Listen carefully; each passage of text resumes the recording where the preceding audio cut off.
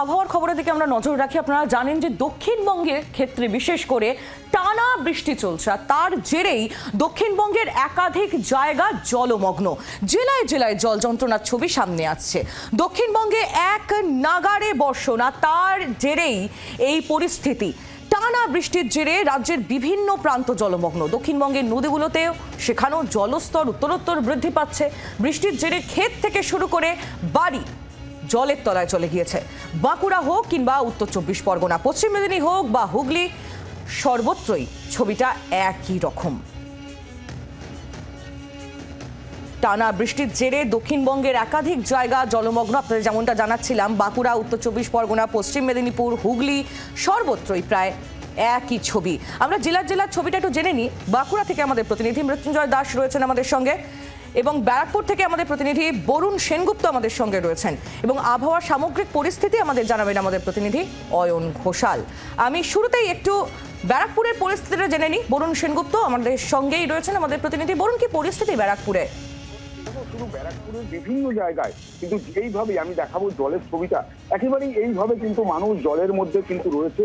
বিভিন্ন জায়গায় ব্যারাকপুর শুধুমাত্র ভাটপাড়া পৌরসভার 33 নম্বর ওয়ার্ড, 32 নম্বর ওয়ার্ড, এগুলো যেমন রয়েছে, তেমন পাশাপাশি আমি তোমাকে বলে রাখি যে বিভিন্ন জায়গায় কিন্তু এই ধরনের জল যন্ত্রণা নিয়ে মানুষ কিন্তু প্রতিনিয়ত তারা লড়াই করে চলেছে। প্রত্যেকটি বাড়িতে কিন্তু জল ঢুকে গিয়েছে, এমনকি সঙ্গে পাল্লা দিয়ে বেড়েছে বড় বড় সাপ বা বিভিন্ন ধরনের পোকামাকড় কিন্তু বিভিন্ন সময় ঢুকে পড়ছে, এবং মানুষ কিন্তু বিরক্ত হয়ে পড়ছে।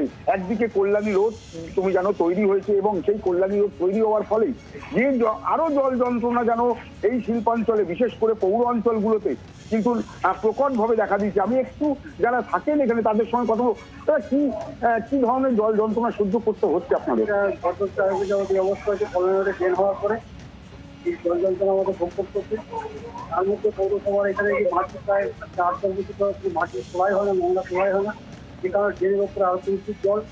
এই অবস্থা কতটা পোকামাকড় বা খাপ, প্রচুর খাপ, এবং প্রত্যেকের বাড়িতে ঢুকে যাচ্ছে। মহিলারা আছে, জিজ্ঞাসা করুন কি অবস্থা, তার প্রত্যেকের বাড়িতে খাপ।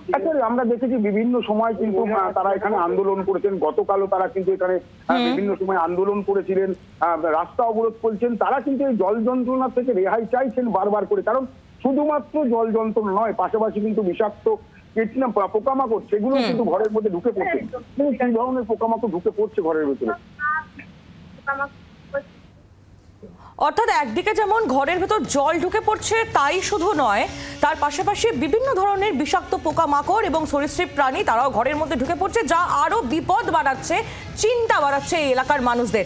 বরুণ, তুমি আমাদের সঙ্গে থাকো। আর যেমনটা বলছিলাম যে আবহাওয়ার সামগ্রিক পরিস্থিতি আমরা জানবো অয়নের কাছ থেকে। অয়নের কাছে এবার সরাসরি চলে যাই। অয়ন, ঘূর্ণাবর্ত সক্রিয় হয়েছে উত্তর বঙ্গোপসাগরে, তার পাশাপাশি মৌসুমী অক্ষরেখা তাও সক্রিয়।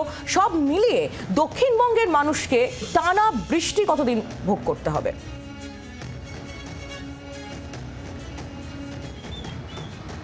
খুব ইন্টারেস্টিং একটা পরিসংখ্যান দিয়ে তোমার এই প্রশ্নের উত্তর শুরু করি। মৌসিনরাম চেরাপুঞ্জি জুলাই মাসে বৃষ্টি হয়েছে 3253 মিলিমিটার। পশ্চিমবঙ্গের বাঁকুড়াতে জুলাই মাসে বৃষ্টি হয়েছে 3472 মিলিমিটার। অর্থাৎ বাঁকুড়া জেলা, চেরাপুঞ্জি ভারতবর্ষের বৃষ্টিপাতের জন্য বিখ্যাত, সেই জেলাকে জুলাই মাসের নিরিখে পরিসংখ্যানে ছাপিয়ে গেছে।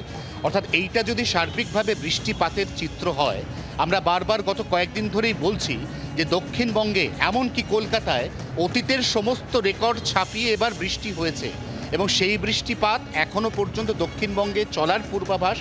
আজকে সাময়িকভাবে দক্ষিণবঙ্গের কলকাতা এবং তার আশেপাশের কয়েকটি জেলাতে বৃষ্টির বিরতি মানে সম্পূর্ণ বৃষ্টি বন্ধ হয়ে যাবে তা নয়, কিন্তু কলকাতার আকাশ যেমনটা এই মুহূর্তে দেখাও যাচ্ছে, অন্য দিনের থেকে আজ এখনও পর্যন্ত অনেকটা পরিষ্কার। দিনে যে কোনো সময় বিক্ষিপ্তভাবে হয়তো খুব হালকা মাঝারি 2-1 পশলা বৃষ্টি। আগামীকাল আবার বৃষ্টি বাড়বে কলকাতা সহ গাঙ্গেয় দক্ষিণবঙ্গের সমস্ত জেলায় কাল মাঝারি থেকে কোথাও কোথাও ভারী বৃষ্টির পূর্বাভাস রয়েছে। আজ থেকে উত্তরবঙ্গে ধাপে ধাপে বৃষ্টি বাড়তে চলেছে।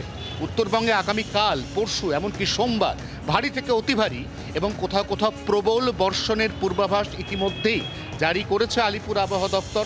দক্ষিণে দুর্যোগ, উত্তরবঙ্গে দুর্ভোগ, এই সবের মধ্যেই কিন্তু আমাদের আলিপুর আবহাওয়া দপ্তরের সতর্কতা অনুযায়ী উত্তরবঙ্গের ক্ষেত্রে অন্তত জনজীবন বিপর্যস্ত করে দেওয়ার মতো বৃষ্টি সোমবার পর্যন্ত হতে চলেছে এমনই পূর্বাভাস।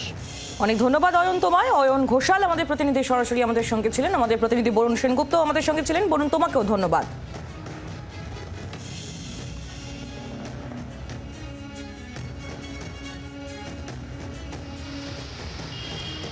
আর এই মুহূর্তে আপনাদের সামনে আমরা তুলে ধরছি নিউ টাউনের ছবি। দেখুন, স্মার্ট সিটি নিউ টাউন, শহর কলকাতার একেবারে কাছে। সেখানে কি অবস্থা? জেলায় জেলায় জল যন্ত্রণার ছবি যেমন আপনাদের সামনে আমরা তুলে ধরছি, তেমনি শহরগুলোর অবস্থাও কিন্তু তথৈবচ। এই ছবি তার প্রমাণ। স্মার্ট সিটি নিউ টাউন, সেখানে প্রায় হাঁটুর কাছাকাছি জল, পায়ের পাতা তো ডুবেছেই, পায়ের পাতা ছাড়িয়ে গিয়েছে জলস্তর। জেলায় জেলায় জল যন্ত্রণা। স্মার্ট সিটি নিউ টাউনের ছবি এই মুহূর্তে দেখছেন আপনারা। এবং আলিপুর আবহাওয়া দপ্তরের পূর্বাভাস অনুযায়ী অন্তত সোমবার পর্যন্ত এইভাবেই বৃষ্টি চলবে দুই বঙ্গেই।